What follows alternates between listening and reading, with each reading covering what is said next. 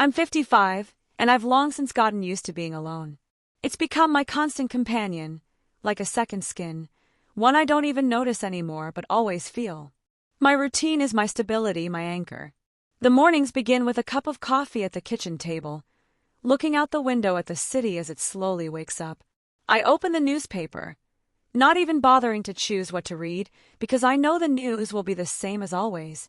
I work in a small office, where every day feels like the one before it. I couldn't tell you the last time something truly excited me. In the evenings, I come home, cook a simple meal for one, and settle in front of the TV, trying to lose myself in mindless shows, anything to avoid thinking about what I'm missing. I wouldn't say I'm hurting from being alone. I've just grown accustomed to it. And over time, you stop noticing when you've settled into this quiet, predictable life. But sometimes, when the night falls and the silence grows deeper, I feel a hollow space inside. I don't know how to fill it, and perhaps I don't even try. It's as if I've resigned myself to this quiet emptiness that stretches on, day after day. But one ordinary day, during a trip to the grocery store, everything changed.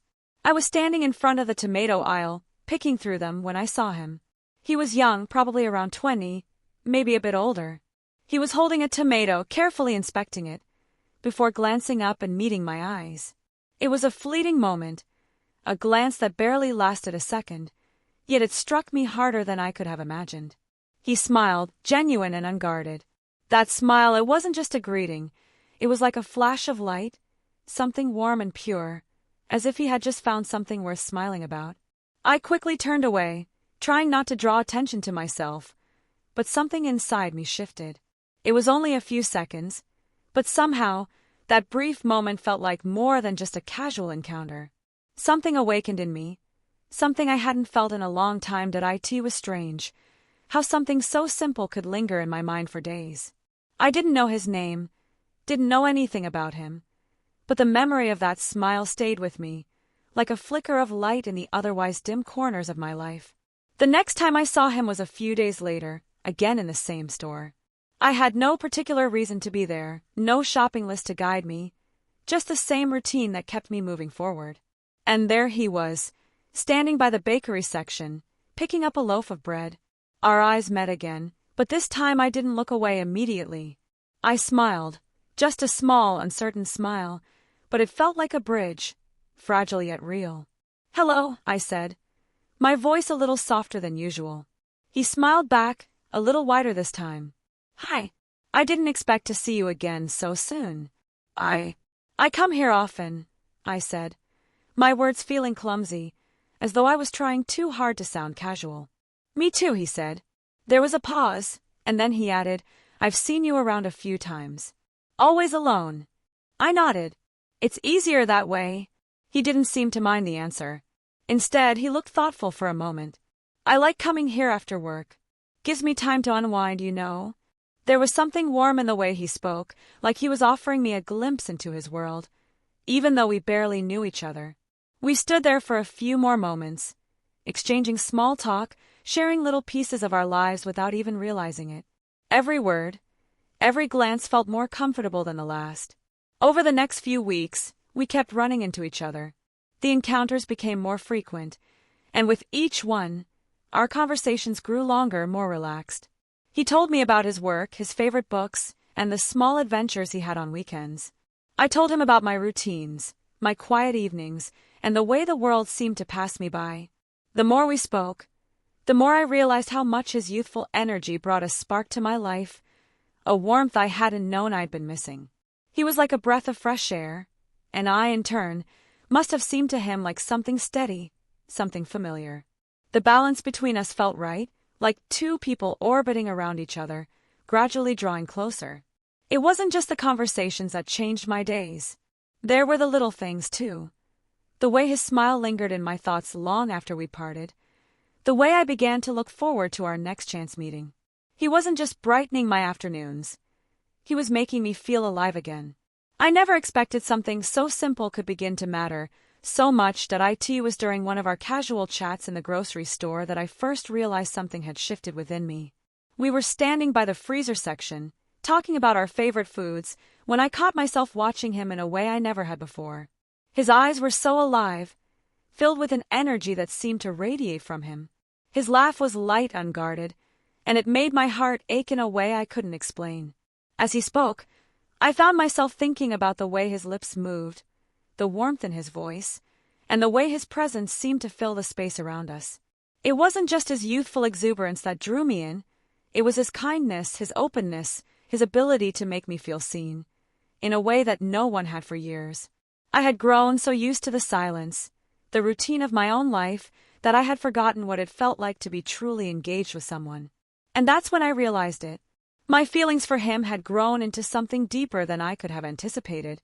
It wasn't just about shared moments or friendly conversations anymore. It was something more profound. Something that made my heart flutter whenever he was near. Something that made me ache for more of his company. I couldn't deny it to myself any longer.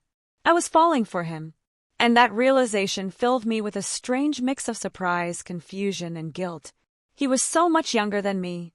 How could I, a woman in my 50s, entertain the idea of anything beyond friendship with someone so full of life, so young, so different from me? I tried to brush it off, to convince myself that it was just a fleeting attraction, nothing more. But the feelings kept growing, like a fire I couldn't put out. Every time we spoke, every time we shared a laugh, it became harder to deny. There was a part of me that felt ashamed, that questioned whether I had any right to feel this way. Society had always made it clear that these kinds of connections weren't acceptable. Age differences like ours were supposed to be a barrier, not an invitation to something more. But deep down, I couldn't ignore what was happening inside me. There was something magnetic between us, something undeniable. And no matter how much I tried to push it away, it was becoming harder and harder to pretend that nothing had changed. I spent days wrestling with myself, torn between excitement and doubt, between the overwhelming pull of something I hadn't felt in years and the fear that came with acknowledging it. I tried to bury my feelings beneath the weight of my routine, to go through the motions of my life as I always had, but the truth kept creeping back in, like a quiet whisper I couldn't escape. When I thought about him, I felt alive. His presence, his smile, the way he made me feel seen, it all stirred something in me, something that had been dormant for so long. But then, reality would hit me, and the guilt would come rushing in. What did it mean for someone like me, a woman in her 50s, to have feelings for someone so much younger? How would society view it? How would my friends, my family, my colleagues react if they knew? The judgment, the whispers, the uncomfortable stares. Those were the things that weighed heavily on my mind. I'd never considered myself an insecure person, but suddenly, I found myself questioning everything about who I was. My age, my body, my worth, all of it seemed to be under a harsh, unrelenting spotlight. Was I fooling myself? Was I just clinging to some illusion of youth, hoping to relive a part of my life I had long since left behind? And then there was the fear of rejection. What if he didn't feel the same way? What if he only saw me as a friendly face, nothing more? The thought of risking our friendship, of losing the connection we had, terrified me. But then, I'd catch myself thinking about him again. The way his eyes lit up when he spoke about his passions. The way he listened so intently when I shared something with him. He made me feel important, like I mattered. It had been so long since anyone made me feel that way. There were moments, fleeting but powerful, when I caught myself imagining what it would be like to be with him, to share something more than just conversations in the grocery store aisles. The thought made my heart race, but it also filled me with a sense of dread. What if it was all just a fantasy? What if I was chasing something that wasn't meant to be? I couldn't seem to escape the war raging inside me. One part of me wanted to embrace what I was feeling, to take a chance and see where it could lead. The other part of me, the part that feared judgment, rejected the idea at every turn. My emotions were a tangled mess, each thread pulling me in a different direction. And yet, despite all the doubts and fears, there was something undeniable, something deep inside me that whispered, maybe this is worth exploring. The connection between us felt real, and for the first time in a long while, I felt a spark of hope, of possibility. Could I really risk it all for something that had the potential to change everything? Could I let myself feel this way, without fear or shame? One evening, after a particularly long day of work, I sat at the kitchen table, nursing a cup of tea, my thoughts tangled in the same spiral of uncertainty. I had spent the last few days battling with myself, torn between wanting to explore what this connection could be and the fear of what it might mean. The desire to keep things as they were, safe and predictable, clashed violently with the yearning to let myself feel something more. I kept returning to the idea of inviting him over. I wasn't sure what I expected, just a quiet evening, perhaps, sharing a meal and continuing the easy conversation that had become so familiar. But in my mind, the thought of inviting him into my home felt like stepping into uncharted territory. It wasn't just about the logistics, it was about what it signified. It was a step beyond friendship, a leap into something I wasn't sure I could control. I hesitated, my fingers tracing the edge of my teacup. What if he didn't feel the same way? What if he thought I was ridiculous or worse, desperate? Could I bear the possibility of rejection, of the awkwardness that would follow if he saw my feelings as anything more than a passing infatuation? And yet, as I sat there, the pull to be closer to him, to share something more intimate, grew stronger. I couldn't ignore it any longer. The way we connected, the way he made me feel, it felt worth the risk, even if it meant facing uncomfortable truths about myself. It was then that I realized I was no longer waiting for the perfect moment. There would never be a perfect moment, never a time when all the doubts and fears would simply disappear. I had to create that moment. I had to take the chance, even if it meant exposing myself to vulnerability. Taking a deep breath, I reached for my phone, my fingers trembling slightly as I typed a message to him. "Hey, I was thinking, would you like to come over for dinner sometime? I'd love to share a meal with you." I stared at the screen for a moment, my heart pounding in my chest. I almost didn't send it, but then I pressed send, feeling a mix of anticipation and dread. Now there was no turning back. When the evening arrived, I was a bundle of nerves. I had spent hours preparing for his visit. Carefully choosing a simple meal I knew I could prepare well, setting the table just so, trying to make everything feel casual yet warm. But no matter how much I tried to ease my anxiety, there was an undeniable tension in the air, a sense of anticipation that had nothing to do with the meal itself. When he arrived, I could barely contain the rush of emotions flooding through me. He looked different, more real in my space, his presence filling the room in a way I hadn't expected. The way he smiled when I opened the door made my heart skip a beat, and for a brief moment, I forgot how to breathe. "Hey," he said, his voice soft and warm, "it smells amazing in here." I smiled, grateful for his easy manner. "I hope it's all right. Just something simple." We settled into the small dining room, the conversation flowing as effortlessly as it always had. It felt like a continuation of all the moments we had shared in the store, only now we were more than just two strangers passing time. We were two people, sharing space, exchanging glances, words, and something unspoken. There was a quiet intimacy in every movement, from the way he reached for his glass of wine to the way he looked at me when we talked. Every glance lingered just a little longer than necessary, every word wrapped in the soft warmth of understanding. As the evening wore on, the barriers between us seemed to melt away. The conversation became deeper, more personal. We talked about our lives, our dreams, the things that had shaped us, and with every passing moment, I found myself drawn closer to him, not just in proximity, but in a way that felt almost impossible to ignore. He listened intently, his gaze steady and kind, as I shared stories from my past, moments I hadn't thought about in years. And when he spoke about his own life, I was struck by the depth of his thoughts, the wisdom hidden beneath his youthful exterior. There was something extraordinary about him, something that made me feel like we had always known each other, like this was where we were meant to be. When the meal was finished, we lingered over our drinks, the air thick with unspoken words.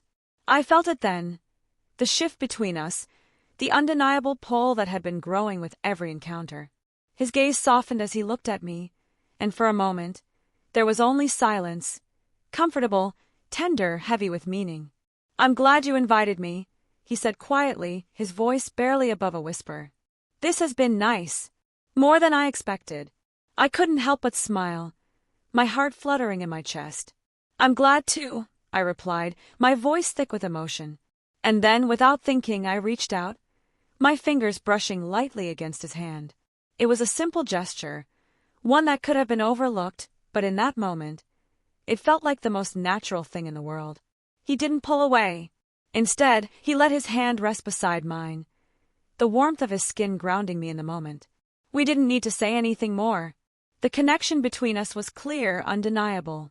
And for the first time in what felt like forever, I allowed myself to truly feel it, without fear, without doubt. This was it, the moment I had been waiting for, the moment when everything, every hesitation, every fear, faded into the background, leaving only the truth of what we shared. And it was enough.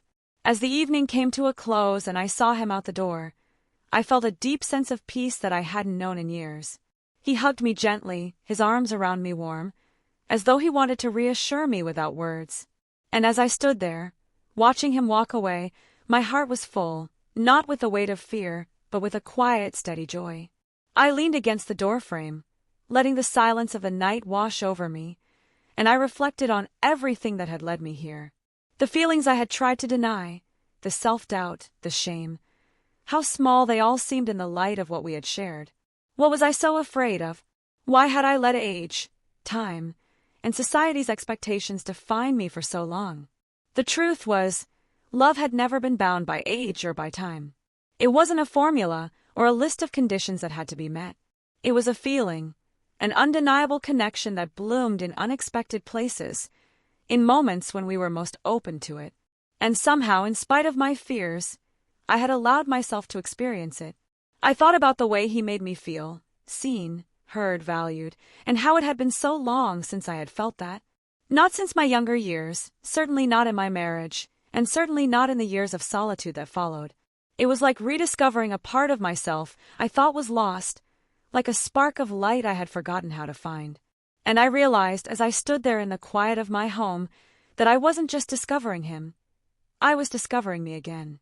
The woman who could love, who could feel, who was still capable of passion and joy, even if it had seemed like those things had passed her by. But more than that, I realized that age was just a number, a marker that didn't define me, didn't define us. What mattered was how we felt, how we shared ourselves with each other. And I felt this deep, quiet acceptance settling in my chest. I was not too old to feel this way. I wasn't too broken or too set in my ways. I was enough, just as I was, and so was he. Our connection had taught me something precious. It had reminded me that love didn't have an expiration date. It wasn't limited by what society said was appropriate or expected. Love, in all its messy, beautiful forms, could come at any time, at any age. And I was no longer afraid of that truth. It was funny, really, how life could surprise you. How, in the quietest moments, something would shift, and you'd find yourself in a place you'd never imagined, surrounded by something you didn't know you needed. But there it was, and there I was, standing at the edge of something new, something that felt like it had always been meant for me. And I wasn't going to let it go. I was going to let love be love, no matter the years between us. Because, in the end, we were both just people trying to find something real, something worth holding on to. And in him, I had found that. In the weeks that followed, I found myself stepping into a new rhythm, one that was gentler but far more alive. Our connection deepened, quietly but profoundly, and with each moment we shared, I felt more grounded in who I was becoming. No longer was I the woman defined by her past, by what time had taken from her, or by the limitations others tried to place on her. I was simply a woman in love, a woman who had discovered that life's most beautiful moments often arrived when you least expected them, in ways you never thought possible. I had stopped questioning the age difference. It had faded into the background, irrelevant in comparison to what we shared. What mattered was the way he made me laugh, the way his hand fit so easily into mine, the way we supported each other, and the quiet, tender way we expressed our feelings. Love didn't look like what I had imagined in my youth. It didn't have a shape or a schedule. It wasn't defined by how old we were, or by how the world thought we should love. It was simply us together. I learned, more than anything, that love had no expiration date. It didn't care about age, societal norms, or what others thought. It simply was. It bloomed in unexpected places, in the spaces between shared moments, in the quiet touch of a hand, in the words spoken late at night when the world outside had fallen silent. I now saw life differently, not as something winding down, but as something that could still surprise me, that could still ignite passion, joy, and new beginnings, no matter how many years had passed. The love I shared with him reminded me that growth and new experiences were possible, that the heart was capable of opening up to possibilities, even when it seemed like those chances had slipped away long ago. If there's one thing this relationship has taught me, it's that no matter your age, no matter your past, you are always capable of loving deeply. We are all capable of love at any stage of life, and love is worth chasing. No matter the obstacles, no matter the fears. I'm not the woman I was before I met him. I'm someone different, someone braver, someone who has learned to embrace love and the beauty of connection in ways I never thought possible. I no longer let the world's expectations hold me back, and I no longer fear what others might think. Because in the end, love is worth it. It's always worth it. And with him, I finally understand that.